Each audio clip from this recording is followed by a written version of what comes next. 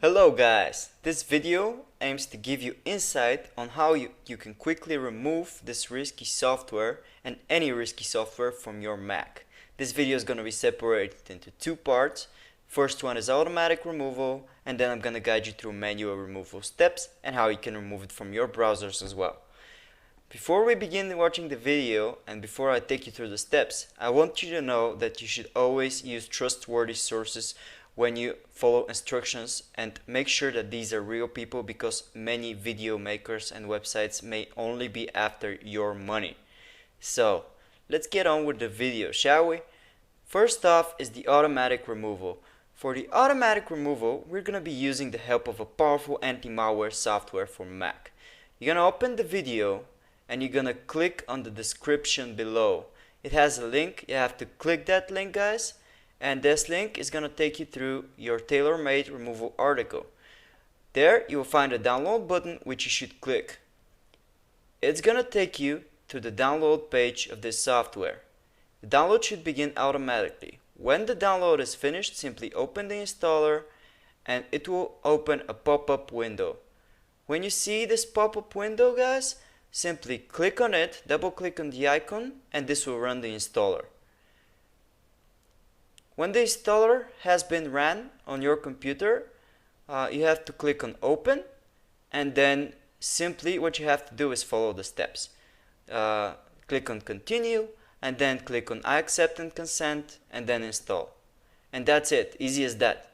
It's going to install the software, and when it installs this program on your computer, it's going to run automatically. And basically that's it for the installation of this software. It's super easy, and when it's done you have to click on start scan now to begin any scans, and this software is gonna detect any unwanted software. It could take some time, but it's for good because it's scanning your Mac's file system and it's looking for every threat. And when it's done, you gotta click on next and click on select all objects and proceed. For this video I'm just clicked on ignore, just to show you that it removes malware, and then you can select which unwanted software you want to specifically remediate. And as you can see here, it says issues remediated, and then you click on finish, and that's it, guys, you're done. That's how you work with this program, and it can help you to remove this software automatically. For the manual removal process, I'm gonna take you through how you can remove this software from the applications. First you click on go, and then you go to applications, and then you're gonna find any apps, and then you're gonna drag them to your bin. That's it. Any apps that are suspicious should go this way. If they don't go, you can close them as a process by clicking on go and clicking on utilities, and then clicking on activity monitor. This will open your activities, and you can see that some programs have processes that are unfamiliar and suspicious. Your job is to look for those processes, and when you find them, simply you have to mark them with your mouse and click on force quit process. That's easy as that, guys. You can see, mark with your mouse and click on force quit, and basically that's how it's done. So your next job is to remove this nasty software from your browsers. To do that, for Google Chrome, you're going to open Chrome and you're going to type in the address bar Chrome/settings/ clear browser data, and it's going to open the clear browser data on Chrome.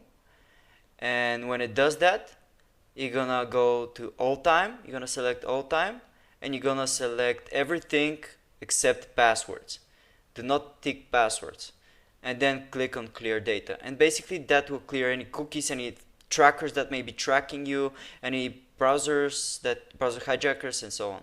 Then you're going to remove any extensions by clicking on more tools and extensions. This will open the extensions, and you can select any extensions that are suspicious and remove them by clicking on remove.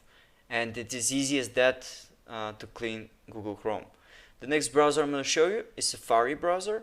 You're going to open Safari, and you're going to swipe on the Safari drop down menu, and you're going to click on Safari, and then we're going to click on preferences, and then you see the home page, and you see that here it's changed. You're going to set it to the current page, or set it to any page you would like it to be. Then you click on search, and this will allow you to change your search back to your default search, and then click on extensions and click on uninstall on any extension that you find unfamiliar or suspicious.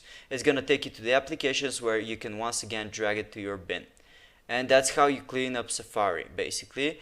Oh yeah, it's going to ask you to type password, which is an administrative action, and that's it.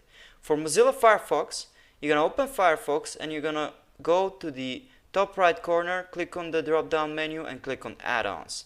This is going to open the Firefox add-ons. You're going to see there some suspicious extensions. You simply can disable them, and then you can remove them by clicking on the three dots and remove. It's as easy as that, and this is how you get rid of suspicious extensions that show ads. Then you're going to go and refresh Firefox by typing about _support and hitting enter.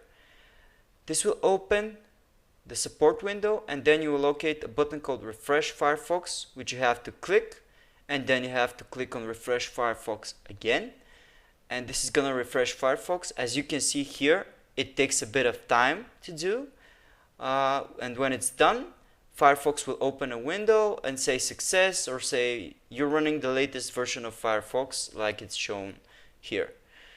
And basically that's it. You say congratulations and so on, and that's it for Firefox basically, guys. The next browser I'm gonna take you through is Microsoft Edge. You're gonna do is open Edge browser, and just like Chrome, you're gonna type Edge / and then / settings and then / clear browser data, which is gonna open a very similar menu because Edge is based on Chrome. And then you're gonna click on all time, and you're gonna tick everything, of course, except passwords, because if you've saved any passwords, they're gonna be gone if you tick it. And then you're gonna click on clear now. And basically that takes care of Edge. Next up is Opera. For Opera browser, it's also based on Chromium, so you're gonna open Opera, and then you're gonna go to the address bar, and then you're gonna click on Opera.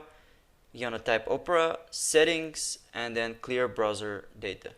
It's gonna open a very similar to Edge and Chrome menu, in which you're gonna basically select at first advanced, and then select all time.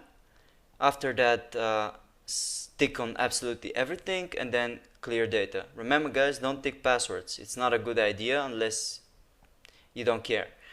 And basically that's it, guys. Thank you for watching. Subscribe if you like this video, hit the like button, and comment. Make sure to respond very fast, so ask us any questions you'd like. Thank you for watching, guys.